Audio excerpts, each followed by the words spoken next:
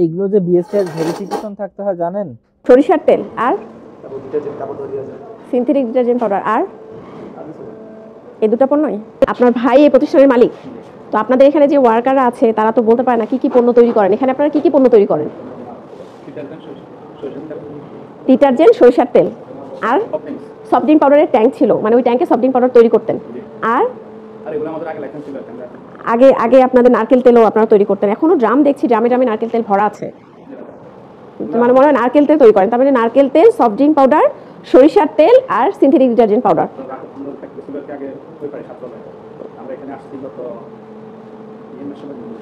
মে বা জুন মাসে আসছেন গত বছর? আচ্ছা, 1 বছর হলো। আর এর আগে আপনার কারখানা কোথায় ছিল? মানে বংশালে? বংশালে ছিল কারখানা। আচ্ছা আচ্ছা, এখন ওই কারখানার প্রোডাকশন চলে না? সম্পূর্ণ ক্লোজ করে এখানে চলে আসছেন। আচ্ছা, এখন এখানে তো আপনি অনেকগুলো পণ্য প্রোডাকশন করছেন, এগুলো পণ্যের কোনোটারই আপনার লাইসেন্স নেই। নারকেল তেল, সফট ড্রিঙ্ক পাউডার, তারপর সরিষার তেল এবং হচ্ছে সিনথেটিক ডিটারজেন্ট পাউডার, এগুলো কোনোটার তো বিএসটি আবেদন করেন নাই। লাইসেন্স আছে আপনার ওই কারখানার ঠিকানায়, সিনথেটিক ডিটারজেন্ট পাউডারের লাইসেন্স নিয়েছিলেন। সরিষার তেল আছে।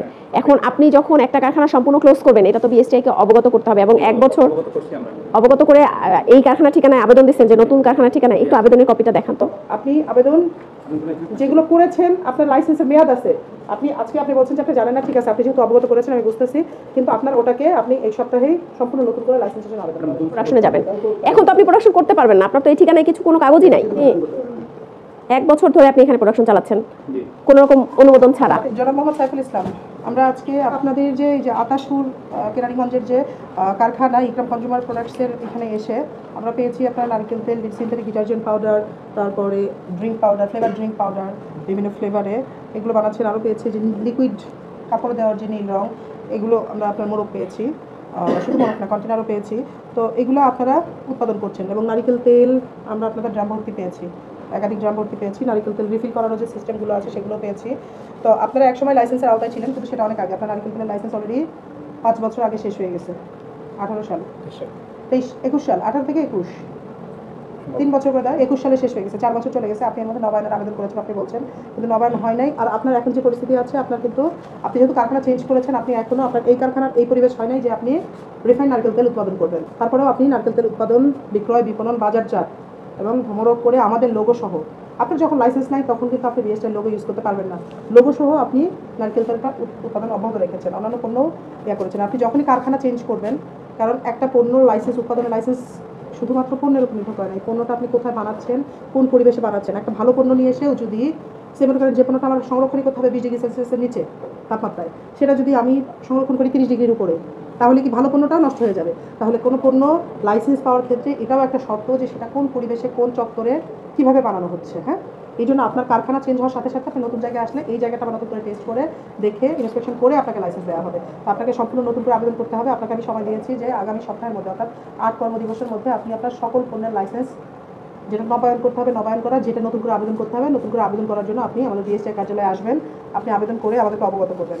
এবং আপনি যেটা অব্যাহত রেখেছেন নারকেল তেল, এটা আপনার লাইসেন্স অনেকদিন যাবত নাই, তার সত্ত্বেও আপনি যেহেতু বিক্রয় বিপণন অব্যাহত রেখেছেন, এটার জন্য আমি আপনাকে 40,000 টাকা জরিমানা করছি আমাদের বিএসটিআই 2018 15 ধারা মোতাবেক। সব দোকানে পাল্লা ইউজ করে, সেগুলো শুধু আপনি না, ফলের দোকান, মাছের দোকান, সব ধরনের যারাই এই ধরনের পাল্লা ইউজ করে তাদের ভেরিফিকেশন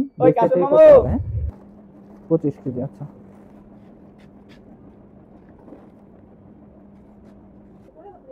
উপর থেকে তোলা তো, এখান থেকে একটা বের করেন।